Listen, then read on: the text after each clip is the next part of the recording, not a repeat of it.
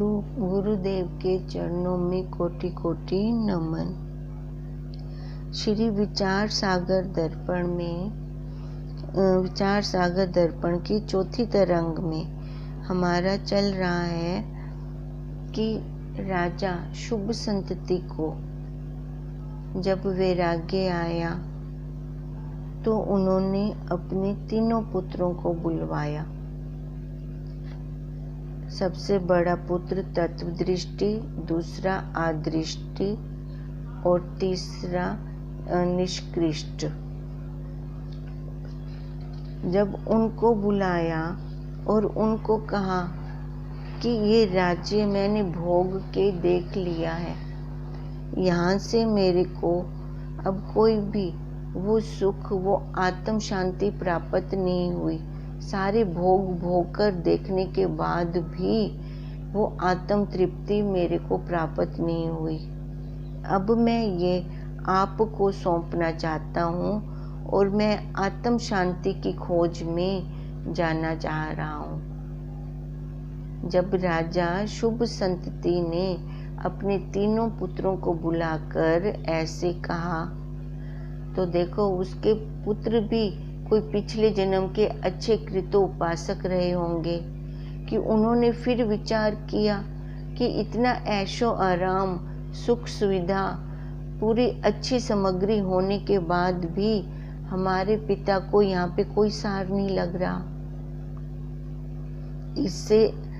इसका मतलब कि इससे भी कोई बड़ा कोई और वस्तु है जिसको पाने के लिए ये जानना चाह रही हैं।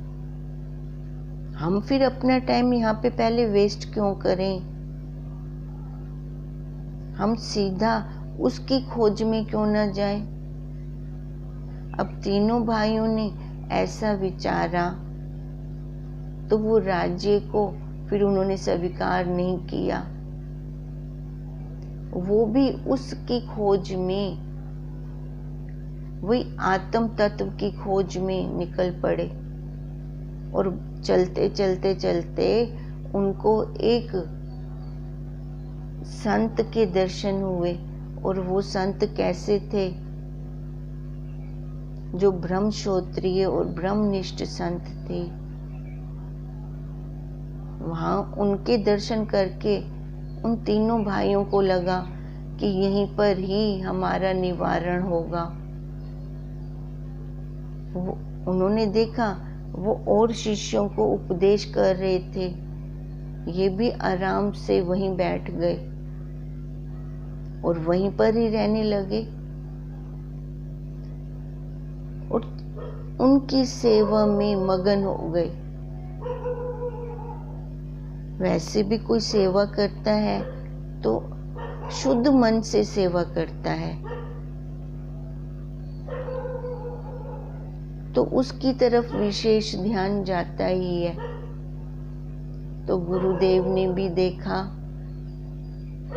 कि ये निष्काम से सेवा कर रही हैं, तो एक दिन बुलाया और पूछा कि क्या चाहते हो?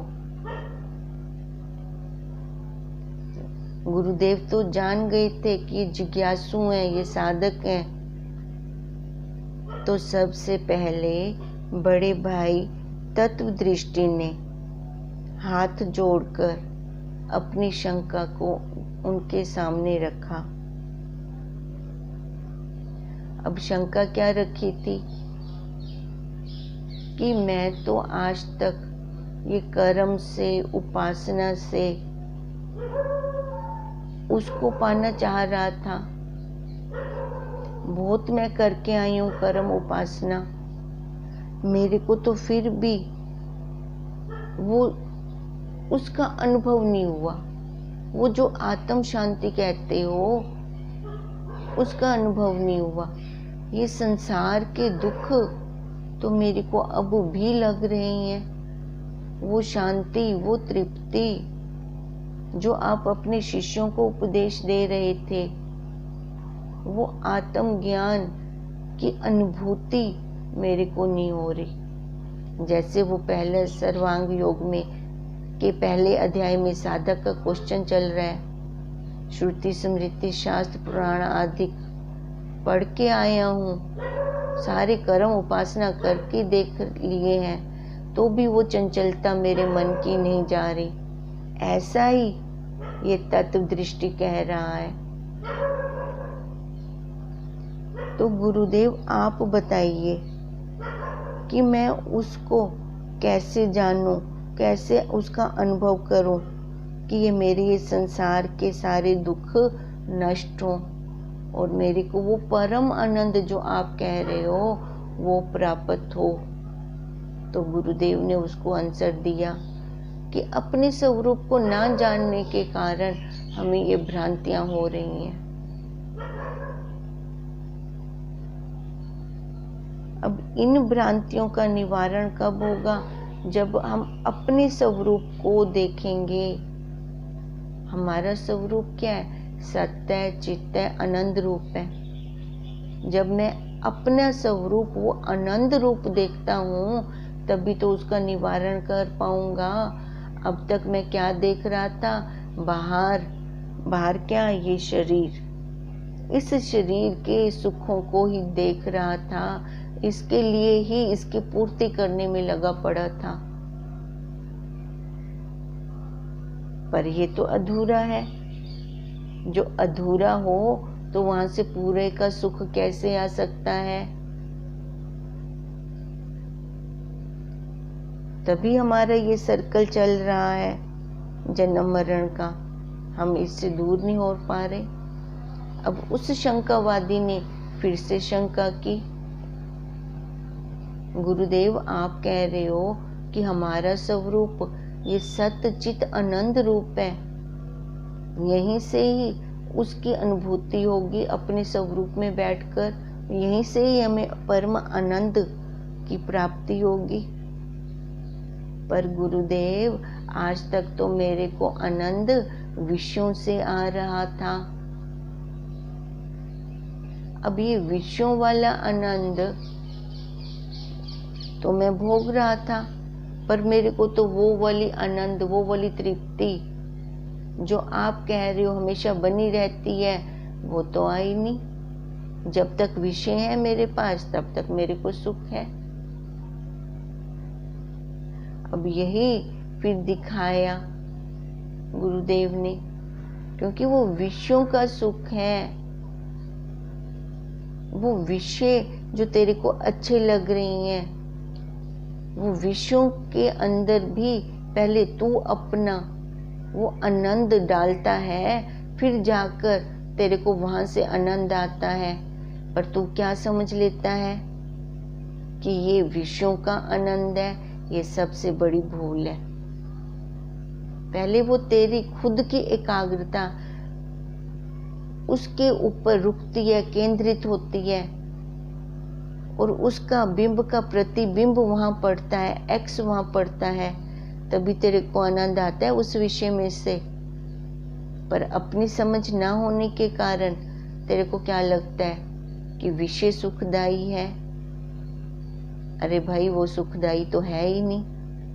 अब कल इसके युक्तियां दे देकर कैसे समझाया था कि रसगुल्ला खा रही हैं, हमें लग रहा है रसगुल्ला बहुत अच्छा लगता है, पर सामने से कोई बुरी खबर आ जाती है तो देखो उस टाइम वो विषय हमें अच्छा नहीं लगता। अब दूसरा उदाहरण फिर लिया। अब जैसे कुत्ता हड्डी को चबा रहा है, खून उसके मसूड़ों से आ रहा है और उसको लग रहा है कि हड्डी में से खून आ रहा है, उसको शांति तृप्ति हो रही है। अब खून कौन सा था? उसका अपना स्वयं का था। ऐसे ये आनंद हमारा स्वयं का है। फिर और उदाहरण लिया था कि जब तक हमारा वो मन एकाग्र नहीं होता और उसके ऊपर हमारा फोकस नहीं पड़ता, तब तक हमें वहां से आनंद नहीं आता। देखो बिंब, हमारा वो साक्षी बिंब, उसका प्रतिबिंब बाहर पड़ता है,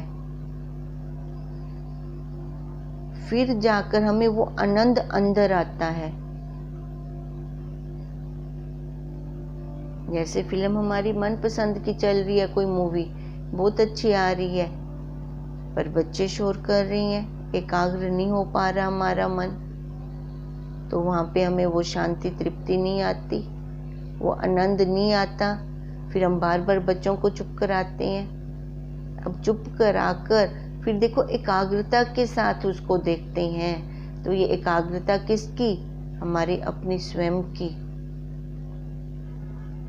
अब उस विषय में से फिर जाके हमने उस आनंद की अनुभूति की।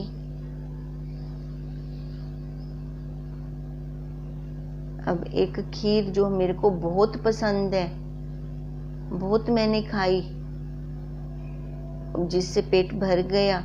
अब सामने वाला एक कौली और कह रहा है खाने को, अब वो विषय मेरे को पसंद है तो फिर खा लो, पर वहीं पे वो मुसीबत बन जाती है। एक कौली फिर नहीं खाई जाती। अब कितनी युक्तियां दी गुरुदेव ने हमें कि ये हमारा ही आनंद है, मैं स्वयं आनंद स्वरूप हूँ। जब मैं अपना आनंद बाहर छिड़कता हूँ विषयों पर, तब जाके मेरे को वहाँ से आनंद की अनुभूति होती है। तो पर मेरे को क्या लगता है कि वो विषय ही मेरे को आनंद दे रहा है, जबकि सामने वाला विषय तो जड़ रूप है। जड़ से आनंद कैसे आएगा? आनंद हमारे अपने स्वरूप का होता है, अपने साक्षी का होता है, क्योंकि वो है ही आनंद स्वरूप। अब जब उसका आनंद लेते हैं, फिर जाके उसकी अनुभूति हम बाहर विश्व में कर रहे होते हैं। वो अपना साक्षी इतना आनंद स्वरूप है उसकी। फिर देखो गुरुदेव कहते हैं, तो खुद निरीक्षण कर, सुषुप्ति में तेरे पास कौन सा विषय होता है। जब तू घोर निद्रा में जाता है, सबको छोड़ कर जाता है, पूरे परिवार को, पूरे बिजनेस को, सारे विषयों को, पर जब तू उठता है उस टाइम देख तेरे को कितना आनंद की अनुभूति हो रही होती है। वो तेरी आनंद की अनुभूति तेरे को कहाँ से हुई? अब बता, तू तो कह रहा था कि मैंने आज तक विषयों में से ही आनंद लिया है। ये अपने आनंद की अनुभूति मेरे को कैसे होगी?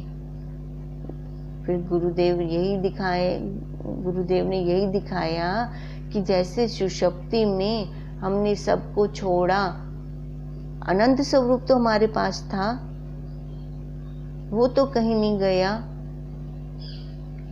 तभी तो उसकी इतनी अनुभूति हुई हमें। तब कौन सा विषय था तेरे पास? तू स्वयं बता। अब जो ज्ञानी ध्यानी इस आनंद स्वरूप में ही टिक जाते हैं, वही तो ज्ञानी हैं। जिन्होंने अपने असली स्वरूप को जान लिया, वो हमेशा आनंद स्वरूप ही रहते हैं। हमारा देखो दोनों के स्वरूप हैं, जो हम दो लेके बैठे हैं, एक जड़ और एक चेतन। जड़ कैसा है? असत्य है, दुख रूप है। जड़ है, असत्य है, दुख रूप है। ये शरीर जो हम लेके बैठे हैं, जो बाहर से आकार दिख रहा है, और वो साक्षी, उसका भी अपना स्वरूप है। वो सत्य है, वो चित्त है, वो आनंद रूप है। देखो वो भी अपना स्वरूप दिखा रहा है। इसको देखो, ये 5 का बना हुआ है, 5 तत्वों का बना हुआ है। आकाश, वायु, अग्नि, जल, पृथ्वी। अब उसको देखो, वो भी 5 का बना हुआ है।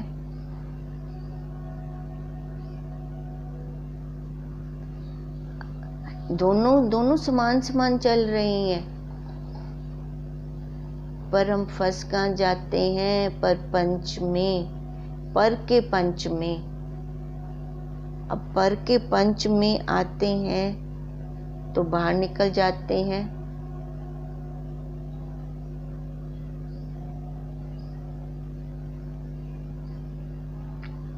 अपने स्वरूप की तरफ आते हैं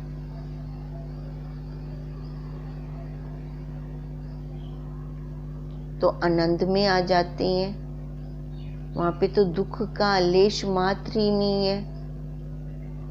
क्यों? क्योंकि ये सत्य है। सत्यम ज्ञानम अनंतम आनंदम ब्रह्म।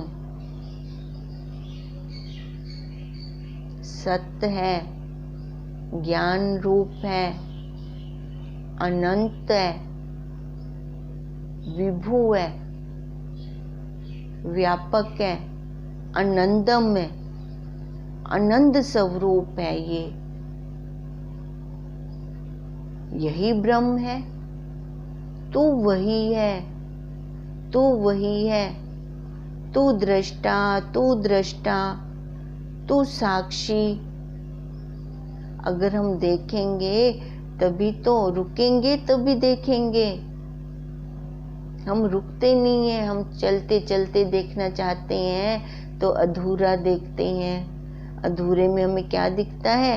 ये बाहर वाला, यही जो बाहर दिख रहा है।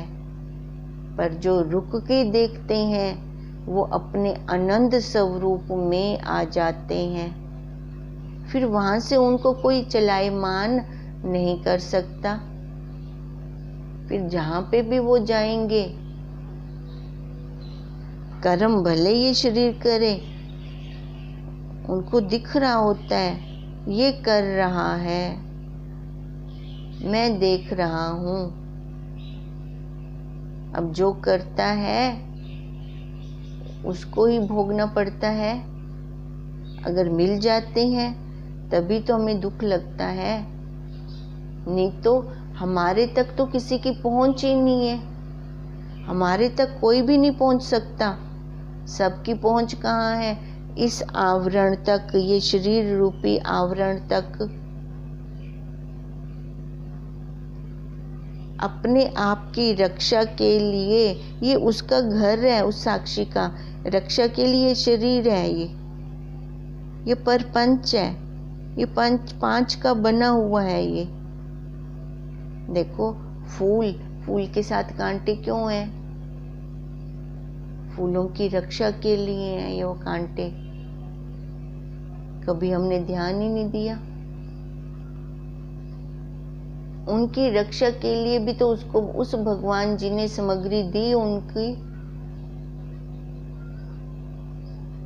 अब ये तो उसका अंश के लिए सामग्री दी। ये पांच का बना हुआ ये आवरण ऊपर लगा दिया, पर हम भूल गए। पर फूल तो ना भूला, हम क्यों भूल गए? हमने इस कांटे को ही अपना बना लिया। ये सबसे बड़ा कांटा है। अब वही गुरुदेव दिखा रहे हैं कि इस कांटे को जब तू अपना मान लेती है, कांटा तो चुभता है ना। फिर हर परिस्थिति फिर चुभती है तेरे को, हर परिस्थिति तेरे को लगती है। जबकि ये उस साक्षी का घर है। सबकी पहुंच इस शरीर तक है। कोई कुछ भी कहेगा तो इसको कहेगा। तू अपने में मस्त रह, पर वो ना देखकर हम इसको ही मैं समझकर मान अपमान में पड़ गए। जितना क्रिया इससे हो रही है वो हमने मैं में बदल डाली।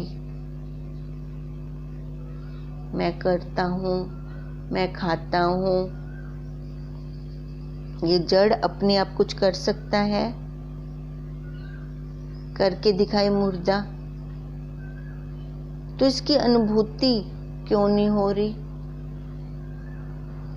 अब वही कह रहे हैं, जो इसकी अनुभूति कर लेता है वो आनंद स्वरूप रहता है।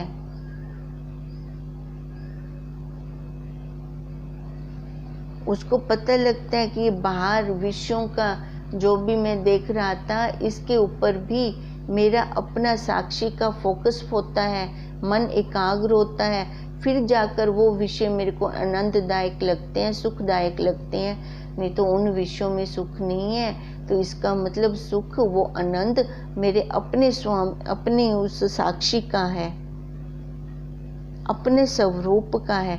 वही तो मैं उनके ऊपर छिड़क रहा हूँ, वही तो मैं उनके ऊपर डाल रहा हूँ। मैं खुद डाल के खुद ही भूल जाता हूँ, उन विषयों को प्रेफर कर देता हूँ। अब ऐसी युक्तियां दे देकर जब गुरुदेव ने उसको समझाया, उस तत्व दृष्टि को समझाया, तो साथ में ये भी कहा कि जिनको देखो, सारे तो दुखी नहीं है ना इस संसार में, बहुत सारे तो ऐसे भी हैं जो अपने स्वरूप में मगन है।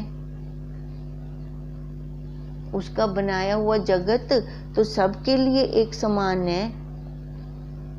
अब जो अपने स्वरूप में मगन रहते हैं, जिनको ऐसा ज्ञान हो जाता है, वही ज्ञानी पुरुष सदा अंतर्मुख रहते हैं। उनकी वृत्ति हमेशा अपने स्वरूप का आनंद चूसती रहती है। जैसे हम गोली चूसते हैं, टॉफी लेते हैं, वो अपना रस स्वयं ही लेते रहते हैं। उनको बाहर विषयों का रस लेने की जरूरत ही नहीं पड़ती। उनको पता है कि बाहर विषयों का रस तो वैसे ही नहीं है, मैं अपना उन पे डाल के फिर मैं कह रहा हूं कि वो विषय अच्छे हैं। ये घूम के क्यों आना, सीधा मैं अपना आनंद ना लूं, वाया वाया होके क्यों आना। जब वो विषय चला जाएगा तो ये फिर दुखी हो जाएगा। उससे अच्छा है सीधा अपना आनंद, अपने आनंद को लो, अपने स्वरूप वाले आनंद को ही मैं क्यों ना लूं। अब जिनकी वृत्ति हर टाइम अंतर्मुख रहती है और अपने स्वरूप का आनंद जो हर टाइम लेता रहता है, चाहे वो विषय को भोगे चाहे ना भोगे, हमेशा ही आनंद में रहता है। अब उसकी मौज उस ज्ञानी की, चाहे तो वो विषय को ले ले चाहे तो ना ले, क्योंकि उसको पूरी जानकारी हो गई। उसको पता लग गया कि ये आनंद जो भी मैं विषयों से मेरे को जो पहले लगता था, जैसे तू कह रहा है कि भी ये मेरे को तो विश्व में से आ रहा था आज तक, वो परम आनंद मेरे को तो अपने में से आया नहीं। ये जानकारी ना होने के कारण ऐसे लगता है, पर जब पूरी जानकारी हो गई तो वो आनंद तो मेरे स्वयं का है। अब मैं चाहे विषय को भोग करूं चाहे ना करूं, मेरे हाथ की बात है। अब विषय नहीं होता तो कोई दुख नहीं है। अब प्रारब्ध देखते हैं फिर वो ज्ञानी लोग, संत लोग, अपने प्रारब्ध के अनुसार वो फिर चलते हैं। अब प्रारब्ध में उनका जो है वो ले लेते हैं, नहीं है तो शोक भी नहीं करते। अब कई ज्ञानियों की प्रारब्ध कैसी होती है कि सारा कुछ जानते हुए भी वो लेश अज्ञान मतलब कोई प्रतिबंधक आ जाता है। अब प्रतिबंधक में भले थोड़े टाइम के लिए वो अपने स्वरूप की अनुभूति को भूल जाए, पर दृढ़ता उनके अपने स्वरूप में ही रहती है। व्यवहार करते करते भले अपने स्वरूप से थोड़ा साइड हो जाए, पर वो अपनी गली कभी भी नहीं भूलते। उनकी दृढ़ता हमेशा अपने स्वरूप में रहती है। जैसे किसी लड़की की एंगेजमेंट हो गई, सारा काम कर रही है, सारा व्यवहार कर रही है, उसकी बुद्धि में ये भी नहीं होता कि मेरी एंगेजमेंट हो गई है, काम कर रही है, सारा कर रही है, घूम रही है, फिर रही है, आ रही है, जा रही है। पर सामने से जब कोई उसको बोलता है कि तेरे लिए कोई लड़का देखें, तो फट कैसे उसका जवाब निकलता है, अरे मेरी तो एंगेजमेंट हो गई। पर जब वो सारा काम कर रही थी, सारा क्रिया कर रही थी, सारे कर्म कर रही थी, तब वो उसकी बुद्धि में ऊपर ऊपर नहीं था, कहीं पे भी नहीं था। ऐसे ही ज्ञानी के प्रारब्ध में जब कोई प्रतिबंधक आ जाता है,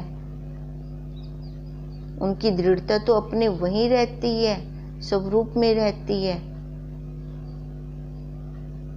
सारा कर्म वो कर रहे हैं, व्यवहार कर रही हैं, पर वो अपनी गली नहीं भूलते। अब यही गुरुदेव उनको समझा रहे हैं कि जिनको ऐसा ज्ञान हो जाता है, वो ज्ञानी पुरुष सदा अंतर्मुख रहते हैं और उनकी वृत्ति हमेशा ही अपने स्वरूप का आनंद चूसती रहती है, चाहे वो विषय भोगें चाहे ना भोगें, हमेशा आनंद स्वरूप रहते हैं। चाहे वो विषयों का भोग भी ले रहे होते हैं, तो भी उनके अंदर क्या चल रहा होता है, ये मेरे आनंद है, मेरा ये स्वरूप का ही आनंद है, उसका ही प्रतिबिंब इस वस्तु के ऊपर पड़ रहा है।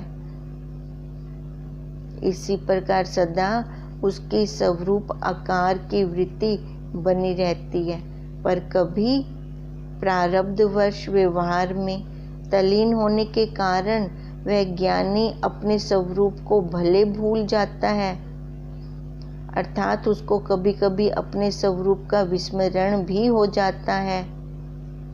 उस आत्म विस्मरण का कारण है लेश अज्ञान। लेश अज्ञान यही है कि प्रारब्ध का वो थोड़ा सा प्रतिबंधक है, पर वो अपनी गली कभी भी नहीं भूलते। देखो, हमने ऐसे बहुत सारे देखे होंगे, ऊपर से वो जो भी व्यवहार कर रही हैं, सारा कर्म क्रिया कर रही हैं, पर उनके अंदर सत्व गुणों की भरपूरता पाई जाती है, किसी का दुख नहीं देख पाते। अगर कहीं पे लगता है कि इसकी मदद की जरूरत है, चाहे तन से, चाहे मन से, चाहे धन से, उसकी मदद करने को वो हर बार ही तत्पर रहते हैं। भले वो कोई ज्ञान नहीं सुनते, कहीं आते जाते नहीं है, किसी सत्संग में नहीं जाते। हमें कई बार ऐसे बहुत से लोग देखने में मिलते हैं। इसका क्या मतलब है कि उनका कोई भावी प्रतिबंधक था जो उनको ये कर्म करवा रहा है। जब वो प्रतिबंधक हटेगा, सीधा ही वो जंप लगेगी उनकी। फिर ये लेश अज्ञान मतलब उनका पिछली कमाई तो है पड़ी, पर कहते हैं कर्मों की गति बड़ी गूढ़ होती है। कर्म ऐसा पीछा नहीं छोड़ते।